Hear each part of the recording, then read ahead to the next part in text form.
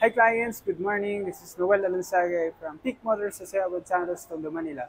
So ito ngayon, papakita ko sa inyo ang ating Mirage G4 DLX CVT 2024 model, mga promos niya at freebies. So naka-promo siya guys, zero down payment with free 2 months amortization. So laking lalabas na pera, libre ang 2 buwang hulog ninyo. Tapos mag-i-start pa ang payment ninyo after 100 days. So, libre hindi siya delayed payment. So, from 60 months term or 5 years, naging 58 months na lang ang babayaran ninyo.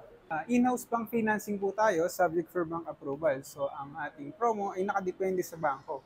So, ang ating mga bangko naka-promo for zero down payment and free 2 months ay ang 4 na bangko.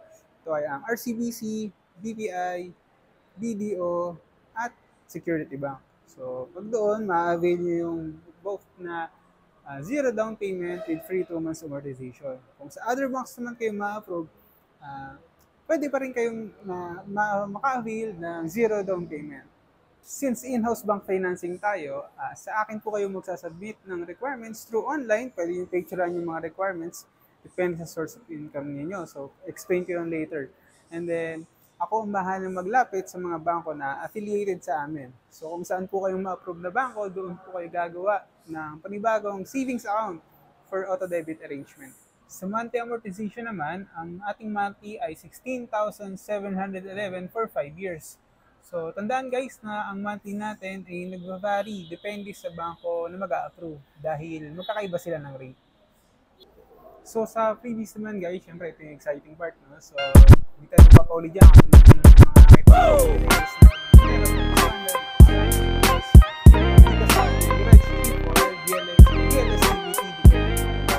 mga ibigyan ko kayo ng HD dashcam, rain visor, yan, syempre kailangan nyo rin yan, car cover, seat covers, titanium muffler tip. Tapos, aside dun sa genuine yung stock na floor matting ng G4 natin, bibigyan ko pa kayo ng additional na 2 rows deep dish matting. So, pwede siyang pagpatungin. Yan, depende sa inyo. Tapos, bigyan ko pa kayo ng rally art na headrest neck pillows, rally art na seatbelt shoulder pad covers, payong, yan, Mitsubishi umbrella, keychain, tsaka air dispenser.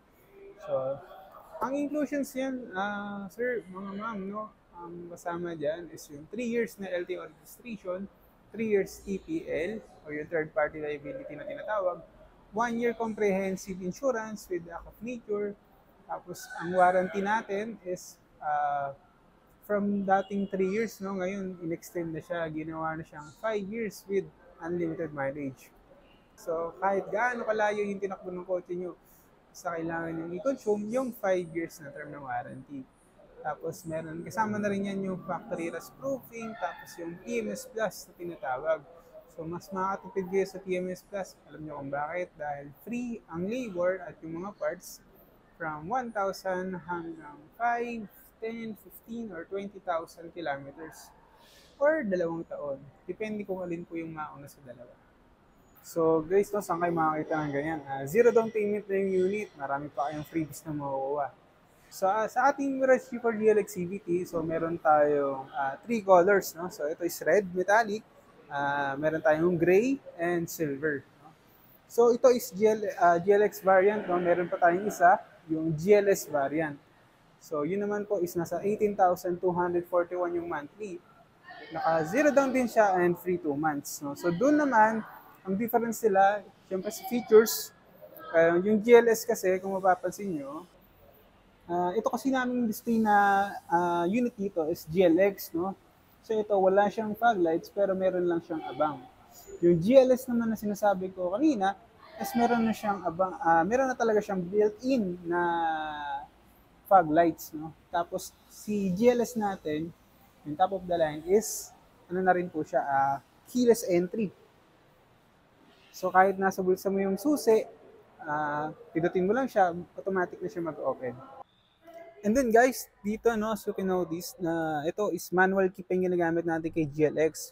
Kay GLS naman din is naka-push start button na po siya. So, yun, depende sa preference nyo kung anong gusto nyo, yung manual key ba or yung push start button.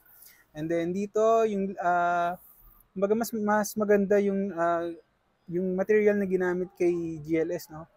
Makikita mo parang piano black niya. Yun, papakita ko sa inyo yung mga yung photos yan. Ito, tingnan niyo. Tsaka guys, ito, mapapansin nyo, yung side turning lamps natin kay GLX is nasa fenders, nasa gawing fenders. Kay GLS, located yun dito, sa kanyang side mirrors. Yan guys, ito naman yung sa loob natin, no? So, mahaba ang legroom, yan. Aking height is 5'7", no? So, mahaba ang legroom. And then to, sa likod, meron din tayong armrest with 2 cup holders. Meron din siyang child lock yan. For both variants, meron po yan. And then, si GLX naman, wala pa siyang reverse camera na built-in. While kay GLS, meron na siyang built-in na reverse camera.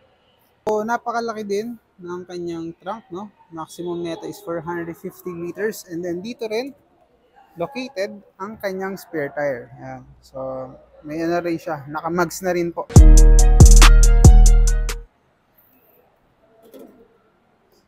So, ganun din guys, pag GLS, naka-keyless na rin siya. So, kahit nasa bulsa mo yung susi, pindutin mo lang po itong portion na to, kusa na po siyang bubukas. Ito po kasi is GLX variant, kaya kailangan nyo po ng susi. Sa requirements guys, depende yan sa source of income natin. So, kung kayo ay local employed dito sa Pilipinas, ang kailangan nyo lang isend sa akin is yung 2 valid IDs, preferably primary IDs. Between you and your co-maker.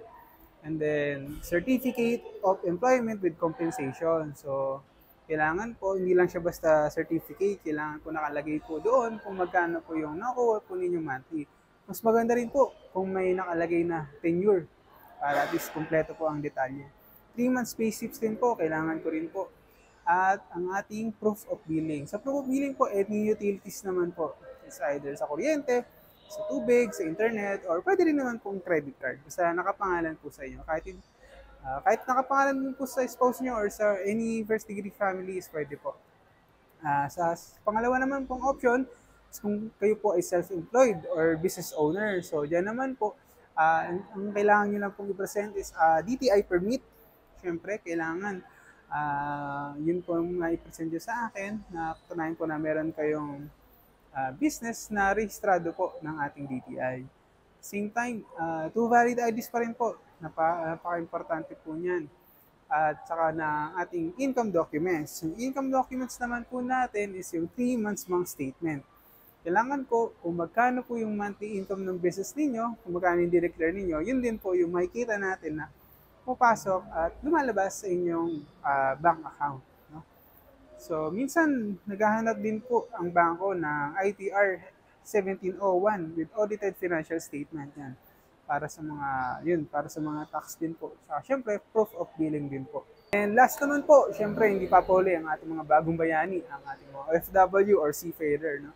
So, doon naman po, ang kailangan nyo isend sa akin ay latest contract or kahit anong kontrata po na may papatunay na kayo po ay employed sa ibang bansa. 3 months na pay slips din po, and then IDs din po na Philippine issued po, syempre.